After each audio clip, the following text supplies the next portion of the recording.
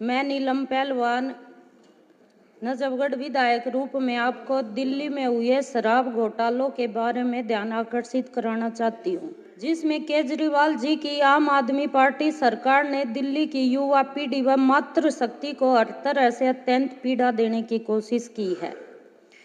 आज भारतीय जनता पार्टी के सभी शीर्ष नेतृत्व कार्यकर्ताओं के लगातार संघर्ष व जनता को सहयोग लेकर हम केजरीवाल सरकार की खामियों को उजागर कर पाए हैं, जिस पर सीएजी की रिपोर्ट प्रमाणित करती है कि केजरीवाल सरकार द्वारा बनाई गई शराब पॉलिसी में दिल्ली में करदाता का पैसा किस तरह व्यक्ति विशेष की जेब में भरने की जो उनकी मेंटलिटी रही उसको उजागर करता है। रही फिगर की बात, तो फिगर तो मेरे से पहले सभी साथियों ने बड़े अच्छे तरीके से बताए हैं और शायद कोई ऐसा पॉइंट छोड़ा होगा जो उनकी कुंडली नहीं खोल दी हो। लेकिन जब पूरी दुनिया पर कोरोना काल का प्रकोप आया और सारी दुनिया तराई तराई कर रही थी, हॉस्पिटल में बेड, ऑक्सीजन, दवाई सब क्या की खोज में थी, तो उस टाइम पर जो केजरीवाल का शैतान दिमाग है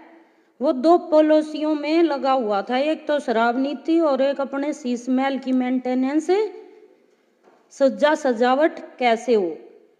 उस टाइम पे हमारे जो पूरे भारतवासी के साथ साथ दिल्ली वालों ने उस समय का जो सामना किया है वो बहुत पीड़ित है।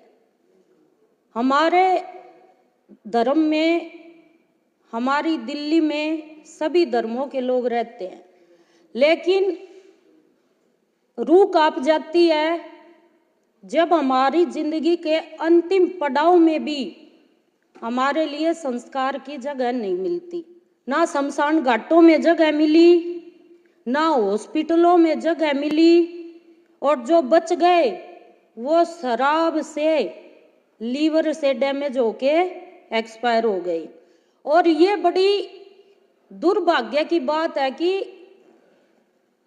शिक्षा मंत्री, जो समाज में पहली सीढ़ी माना जाता है, जिसको गुरु गोविंद दो खड़े काको लागू पाए, बलिहारी गुरु आपने, जिन गोविंद दिए बताए की नीति से समाज ऊपर उठाता है और एक ऐसी अपेक्षा करता है कि हमारे समाज को एक ऐसे रूप में, एक ऐसे विकासशील में लेके जाएगा। लेकिन लानत है ऐसे शिक्षा मंत्री पर जिन्होंने शिक्षाओं को तो छोड़कर एक शराब नीति पर अपना काम किया। और सबसे बड़ी बात जो इससे ग्रस्त हुए वो हमारी युवा पीढ़ी, जो युवा पीढ़ी 20-21 साल की में डबल माइंड होकर अपने कैरियर को लेकर उस स्टेज पर खड़ी होती है कि हम क्या करें।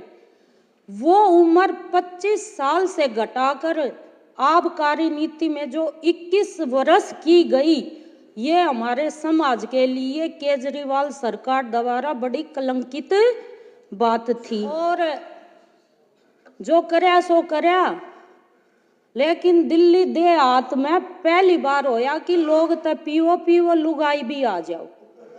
पिंक ठेकों के तहत लेडीजों को अगर शराब खरीदती हैं तो उनको विशेष छूट का प्रावधान दिया गया। और ये हमारे समाज जहां हम यत्र नार्यस्तु पूजन्ते रमन्ते तत्र देवता वाली भूमिका पर अपनी लक्ष्मी की पूजा करते हैं, उस लक्ष्मी को ठेके की लाइन में लगाने वाली केजरी सरकार पर पूरी महिला जात ऐसी लानत ठोकती है। आज जो ये 12 पत्थर बाहर हुए हैं ना, ये दिल्ली की महिलाओं का सबसे ज्यादा रोल है इसमें।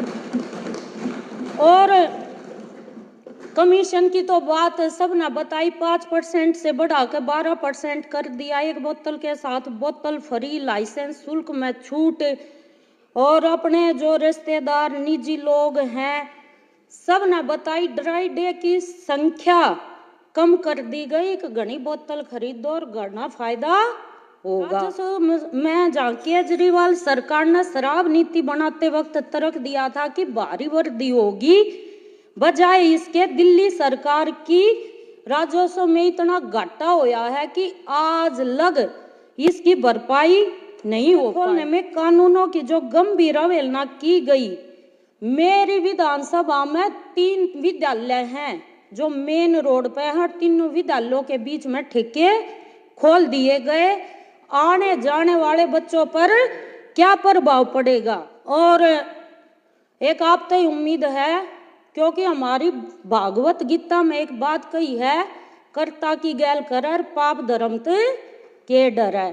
क्योंकि जो इंसान जिस भाषा को समझ सकता है, दिल्ली की जनता ने उनको 10 साल मौका दिया था, लेकिन उस जनता की भाषा को वो समझ नहीं सके। अब पूरी जनता यही उम्मीद करती है कि सरकार उनको अपनी भाषा में समझाए कि जो जिसके साथ करता है उसका, जो सरकार के साथ, जनता के साथ, उनकी भावनाओं के साथ खिलवाड़ करता है, उसका क्या रास्ता होता है। और इनकी एक नहीं सुननी, ये फटे ढोल हैं, इनका काम है बाजन का, ना सुर ना ताल बजते रहना है। इस विधानसभा पटल पर आपने मुझे बोलने का मौका दिया, आपका बहुत बहुत धन्यवाद।